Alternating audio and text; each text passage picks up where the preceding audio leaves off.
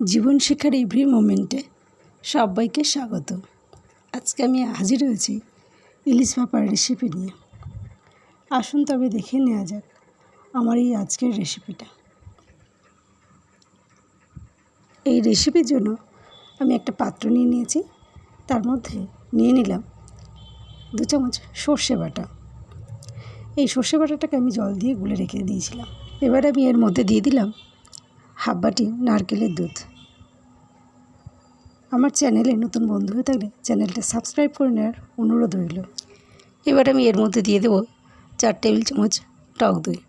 টক দইটা দিয়ে সমস্ত মশলাগুলোকে সুন্দর করে মিশিয়ে দেব। এবার আমি সমস্ত কিছুর সঙ্গে মিশিয়ে দেব অল্প একটু হলুদ গুঁড়ো। হলুদ গুঁড়োটা দিয়ে সমস্ত মশলার সঙ্গে আবারও মিশিয়ে দেব। এবার আমি এই ব্যাটারের মধ্যে দিয়ে দেব 1 চামচ শুকনো লঙ্কার গুঁড়ো। শুকনো লঙ্কার গুঁড়োটা দিয়ে ভালো করে মিশিয়ে দেব।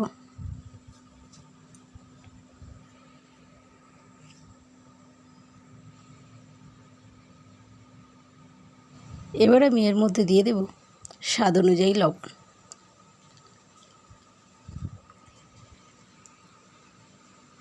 এবার আমি এর মধ্যে মিশিয়ে দেব হাফ চামচ চিনি। চিনিটা দিয়ে ভালো করে মিশিয়ে দেব। আগে থেকে মাছগুলো আমি লবণ আর হলুদ মাখিয়ে রেখেছিলাম, সেই মাছগুলো আমি এই ব্যাটারের মধ্যে একে একে সবগুলো দিয়ে দেব।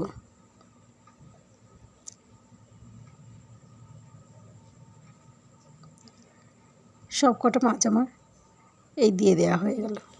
এবার আমি এই ব্যাটারের মধ্যে দিয়ে দেব কাঁচা লঙ্কা। কাঁচা লঙ্কাগুলো আমি আগে থেকে চিড়ে রেখেছিলাম। কাঁচা লঙ্কাগুলো দেওয়া হয়ে গেল। এবার আমি এর মধ্যে দিয়ে দেব কাঁচা সর্ষের তেল।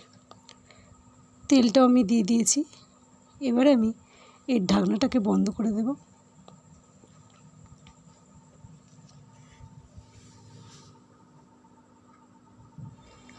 ওভেনে আমি কড়াইটাকে চাপিয়ে দিয়েছি, দিয়ে জল দিয়ে দিয়েছি, দিয়ে টিফিন বক্সটাকে বসিয়ে দিয়েছি, দিয়ে এবারে ফ্লেমটাকে অন করে দেব, দিয়ে এটাকে কিছুক্ষণ হতে দেব।